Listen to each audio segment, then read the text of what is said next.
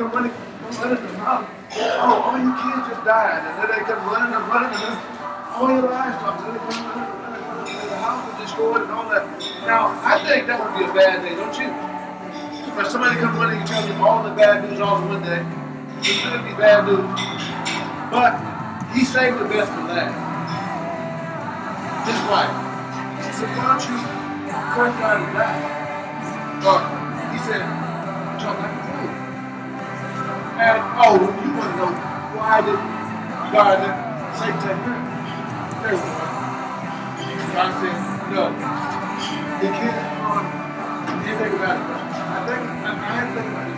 You know when you're going for something, all your friends come to you and accuse you, you must have done something real bad.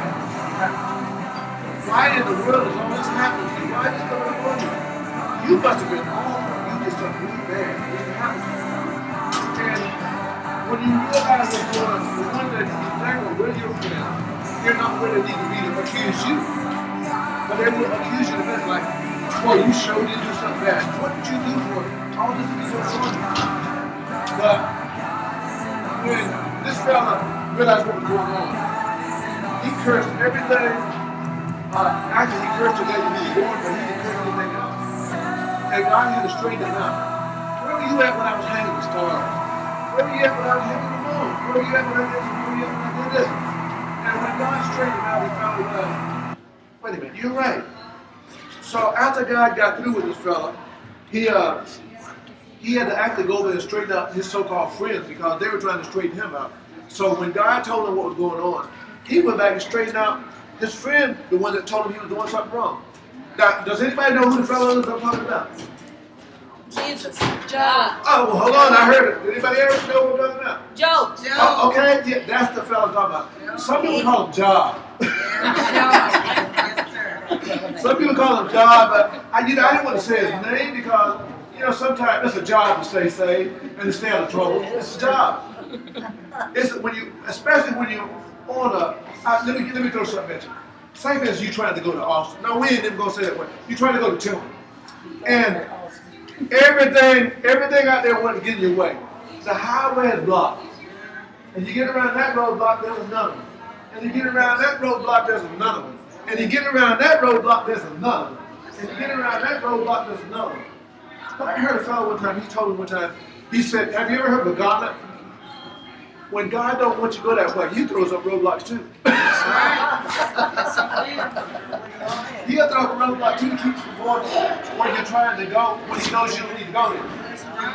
First of all, He said, "Father knows best." So, have you ever tried to do something so hard and it would just seem like it was just out of your reach? The closer you got to it, the farther it moved away from you. And I have to, let me walk out of Job just for a minute. When they were out in the garden, and let me pick at you for a minute. Let me grab this rose over you for a minute. This flower, just for a minute. They were out in the garden, and I can say, we're going to place it over here, right? You know, when you admire something long enough, you keep looking at it, well, that show is beautiful. And that, I can imagine that's what happened in the garden. They kept looking at something. And you know when you start looking at something, you know after a while you got to get closer to examine it. But they kept looking. And they kept looking. And we're going to leave it alone for a second. We all like banana splits. When you see the picture, don't it look good? You just taste it. That's where that plant was. That tree, they just kept looking at it. That sure looked good. And they had to get close. Let me get away from there. Get back over to Job again. Get back over talking about Job. See, Job was one of the fellas that he's sort of like if you had a child that you raised the right way, and when I say God proposition Satan, He says, okay, have you tried my son Job, right? Now, first of all, you know if you raise your child right, when there's something going on, you know you should sit on the street because you know how they're going to react, how they're going to do. So God knew how Job was going to act.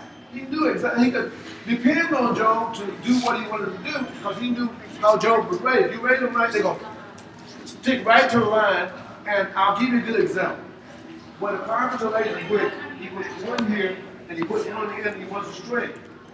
And as he's laying them, he may get off the line, all he do is tap the line, that's where our kids are. So God knew that if Job got a little off the line, which Job did, but he came back. And so when you get off the line, just know, if you know where you came from, you can get back there. You didn't have to leave no crumbs to fall and get back because you know how to get back. But you got to know where you came from first. Once you know where you came from, you can make it back. But God knew a job could make it a job. He knew he could do it. So he made it through, and Satan looked like a fool. And, we need to do that more often, make him look like a fool instead of letting him think he's walking around twiddling his tongue like, oh, I got it, baby. I got it there. I got it there. He thought when he started wiping out his kids and everybody, right? And he started thinking all that, right? He's thinking he got it made. But Satan didn't have it made. And Satan don't realize, sometimes we set a trap for ourselves. Satan didn't realize that God made hell for him. He made hell for Satan. And he knew Satan was going to have some problems to go with him. So he said, okay, I'm going to design hell for Satan. And he's making him some problems. He know he didn't want to go by himself. Now you think about it. Now if Satan had went after Job the way he did, what happened to people that have a job and they don't do what they're supposed to do? Anybody help me out? That same thing gonna get fired. He gonna get fired, but he gonna get fired. He gonna get plenty of fire, but Satan gonna get fired because Satan knows what his job is here. Satan's job is, he knows his time is gonna run out to get as many as he can to go to hell no way. And he's gonna work on that. If he knows that he can get you, he's gonna do that. Now, I will say one thing, and then I gotta get back at it. When you're out in the world, doing what Satan wants you to do, he turns his back. He didn't pay nobody. He says, oh, well, I got